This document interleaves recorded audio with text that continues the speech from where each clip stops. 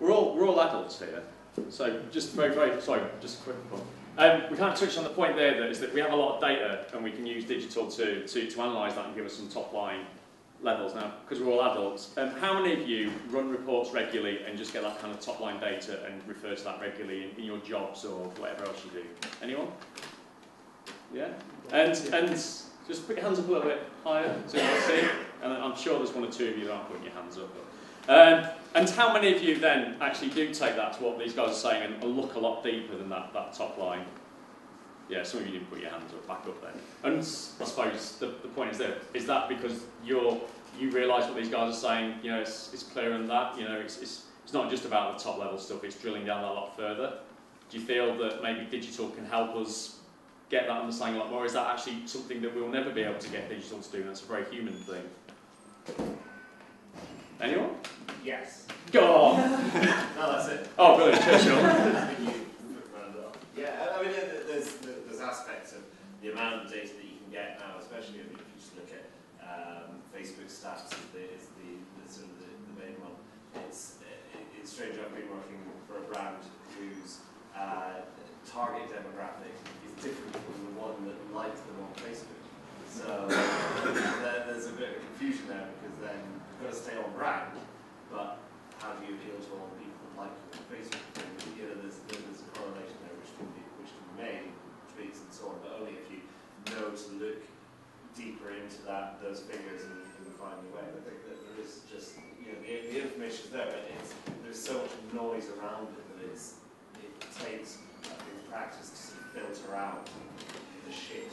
I think as well, though, that kind of goes back to what Karen said about Sorry. But like use expectations as well, because you know they do expect that we will be able to filter out that shit. Because you know they can look down their Facebook activity log forever, you know, to when they first joined, everything they've ever done, everything they've liked. They expect brands and sites and experiences to actually follow that now. You know, I think that there's a privacy element that people worry about, and everything else. Actually, you know, next generation they just know we have that data. They know we've got the access to it, and they really expect us to act on it rather than not. Yeah. Oh, I was going to say, I think it's all very well when you give your client, I mean, I work with SMEs, when it's fine when you give them the digital stats that you have got, you can go as far as you can go. But then you find with SMEs, because they're such a small team, they tend not to do any other data by themselves. So you kind of follow the breadcrumbs to a certain level and then they disappear because you don't quite know what happens after that process. Pete, you going to? The only thing I was going to say is I think the challenge is, as the data sets get bigger, is being able to sort of filter out the noise, as Sean was saying. But I think it really does need sort of people with sort of different skill sets to come in and be able to sort of cut through, you know, see the wood for the trees. And when you look at sort of big data principles, it is all about sort of getting in there, having a go, experimenting. And I think the key thing is to tell a story with whatever data is there, it's about crafting a story from it that actually fits the user. My personal view is that in 10, 15 years' time, marketing will be so good that you just receive messages that are genuinely of interest to you at the point in the buying process that you need, which actually gets rid of spam and privacy. Yeah. And I think, you know, one of the things that was just picked up on there was this issue of you know, Facebook data privacy and all these sorts of things. I think as a society, we have a lot of work to do in the next sort of 3 or 4 years to get our heads around this sort of data privacy protection sort of issue. Because once we deal with it, and are comfortable with it, and that's across the board, everybody in the country is comfortable with it, not just people in this room, I think things will make another step change. Because the thing that's holding back some of this conversation is that people are still very scared or very naive about how their data could be used and how they might expect it to be used. But I think it's a specialism in its own right that will emerge. Probably bound to say that, but... Well, I agree with you, and actually, funny enough, we're working with a company who are targeting over 60s, and of all, in terms of they over-index in being really scared of being scammed and fraud online, and they're really slow and conservative, and they're unwilling to go past the next thing. Conversely, they're the most usual people to be frauded and scammed online. They fall for all the tax scams and all the kind of money back scams, and it's like they know what to be afraid of, but they don't know what to do about it, so they fall for it and for it anyway.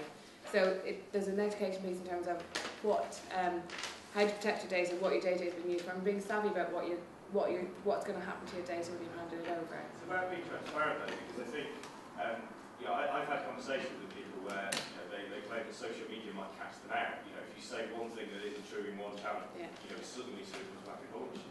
And all I think we'll do is, over the next few years, everyone just has to be either brutally honest or have multiple personalities. Because otherwise it will just catch up with you. And I think what will end up, 100 years ago, people were fairly straight. It was just, you talk to the people in your village about what was going on. The change now is that we can talk to everybody in the world about what's going on. And I think we've got a number of sort of hurdles to get over to make sure people are comfortable with that kind of a concept. Just we've all got bigger ears now, I guess. I think when you talked about experimentation earlier, I think that was interesting. I think something like Facebook advertising gives you so much scope to experiment with things. Doing multiple variants of adverts and either pulling or pushing the ones that are working better. We worked with a company that was looking to take graduates and encourage them to become chartered accountants. When we spoke to people, they told us they were interested in career opportunities, but what really motivated with them was cash. So we noticed any advert that had the salary that they may well be able to earn outperformed any other kind of advert, regardless of the message that was there. So it's all about salary. So it's very quickly easy to analyse that data and publish the most successful stuff. So I think I suppose if you're just looking at data purely, it gives you the opportunity in digital specifically, rather than other channels, to very quickly tailor and hone your campaigns around the audience. I think a lot. Just on your point about when you explain privacy to people, or the need to explain privacy, which I think is probably going to, or should be part of the national syllabus. The kind of, obviously with ICT and now the move to split ICT away from computing or computer engineering, etc. There's a general understanding, I think, for the youth to kind of become more aware of why certain data is collected, and things like now with cookie legislation. I've seen some really good, seen some really bad, but seen some really good explanations that top of quite a few brand websites now, that say that the reason that we're looking for we're going to implement cookies on this site or for you on your machine is for the following benefits. So I think as soon as people are aware that there are certain benefits for allowing cookies or not allowing cookies, I think then they're quite happy. So it's not a kind of a panic attack which people are having, kind of, oh my God, somebody's got my data, what's a cookie, how does that work, and that kind of, I think so. It's explanation, education. People are scared because they don't understand it. I think once you explain it to them, and you get the education point across that. They're okay with it, mainly. Do you think that's one of the biggest challenges? Is that one of the biggest challenges you think at the moment? I think there's a challenge because it ripples all the way through to kind of government and EU legislation. The danger is kind of a knee-jerk reaction, a panic attack of kind of like, data bad. We don't want any data. You can't hold data about me. But when you do start explaining to people about what cookies are and how they work, why a certain amount of data is collected, what it's going to be used for on a website, how it's going to help you in the future with things that are tailored to you and personalised. I think it does have, which I think is your point, that it kind of, it's just getting that education process rolling, I think, still, because we assume as marketing people that people are kind of aware why we're collecting data and what we're going to use it for, and they're not always aware of why we want it. If you just tell people why, And I think, for me, a lot of the conversations we're having here assumes a natural process of education, and actually I don't think that's the case. That if you look at your average consumer, there was, for us, if I said about Tesco's Club Card, for the people in this room, go, oh my, yeah, Tesco's Club Card, they know what you buy, blah, blah, blah. But if your average consumer, they just get vouchers in the post, don't care. And, if you look at this particularly from a digital technology point of view, about whether we're talking about new social media channels or smartphones, there will always be people that don't like new technology. There will always be people who you can't explain these things to. There will always be people that just aren't that smart. And there'll also be people who aren't early adopters and geeks. And I think that we have a belief that in 100 years' time, everyone will be super tech savvy, but they won't, because there'll be a new technology. So the people who are tech savvy now might know some of that stuff, but I was a geek 20 years ago, and I'll be a geek in another 20 years. Whereas I know there are people who have got no interest in technology now and haven't had any interest in technology. But there might be a point where, when you get older, a long time ahead, the chip, kind of that's stuck in the back of your head when you're 12 or whatever, you might just think, okay, that's me, I've stopped now on the technology front. Other people will just think, yeah, brilliant, augment me, bring it on. But you might personally just think, no, I want to stop at that point. Yeah. So I'm already excited by the idea. Someone's taken over your control. because digital TV is fully there, because penetration once it hits a certain level, it becomes commonplace, and people didn't know they made a shift in some of the technology changes. It just happens around them. Exactly like you say, it's all about that relevance, isn't it? It's about, well, my wife is excellent at using Sky Plus and I'm rubbish at it, you know, and she expects me to be good and I'm just not. And it's like, but the same, she's got no interest in Twitter or how it works because it doesn't meet that need. As soon as that technology came that provided with something that she wanted, she learned it like that. And I think that's the same for lots of people. I think Matt was looking for a point 5 minutes ago. Moved on a long way. But just coming back to some of the things that particularly Lawrence was talking about right back at the beginning about the humanity of this, and I've been following a Twitter account called Corporate Brand for the last few days. I don't know if the rest of you have come across it, but it's basically all of the egregious worst of brands trying to connect with people through social media, and this kind of pathetic neediness of wanting to be liked all the time. So I guess my question to the panel is, do people really connect with brands, or do people connect with people? And how do you bring the humanity inside a brand out, rather than try and hide all the time behind some sort of corporate facade? I insist.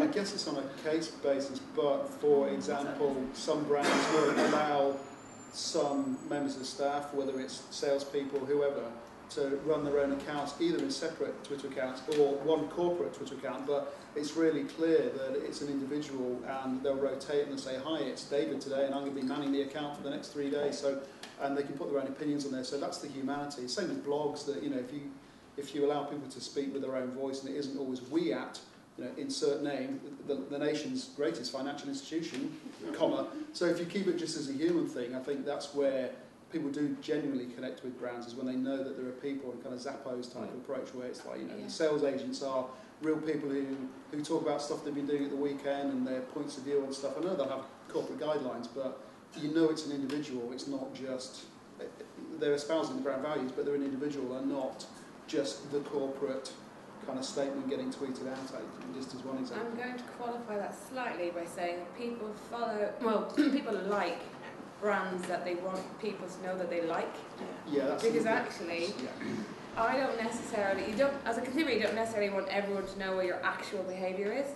When Spotify started posting on Facebook what people were listening to, that scared the bejesus out of me, because I didn't want the world to know what I'm listening to Lady Gaga in the shower. I switched it off. But so there's a self-selection and moderation point of view, because people represent themselves. Particularly, I guess there's a difference between Facebook and Twitter. But on Facebook, you represent what people you want, your public persona, and you will like brands that you would wear as a badge. You'd wear Ted Baker, a brand you don't mind wearing it outwardly in real life, which I'm not referring to, but. So you'll actively look for the brands that you think are cool to wear as a badge, and then you know, when you read news stories or something on The Guardian or Yahoo, and it automatically posts on your Facebook, and you're like, oh, I need to learn how to undo it, because you don't necessarily want everyone to know what you're really doing. You want to moderate what you're doing. I think the difference is on Twitter, you will follow brands. It's not as public what you're actually consuming and who you're following and what who your follow list is. But people will see who you're interacting with. So you might DM a company, your agent provocateur, rather than going, hey, where's my order? Whereas actually it was Karen Millen, that's fine, it's quite cool. So I think that to bear that in mind in terms of, because it isn't just the brand having that interaction, we are as people too, so you do kind of moderate how you do that. Can I add to that as well? I think a good question for brands to consider as well is that I think almost every brand does have somebody out there who wants to engage with them, who wants to spark off it, sometimes it's big brands and they just want to touch it almost like a celebrity. You know, if you look at some of the celebrity Twitter accounts and look at some of the stuff that people send in. I saw one the other day that said, hey Randy, I think you're amazing, I hope you're having an amazing Christmas day with your daughter name, son name and your wife name. It was like, God, that's so creepy.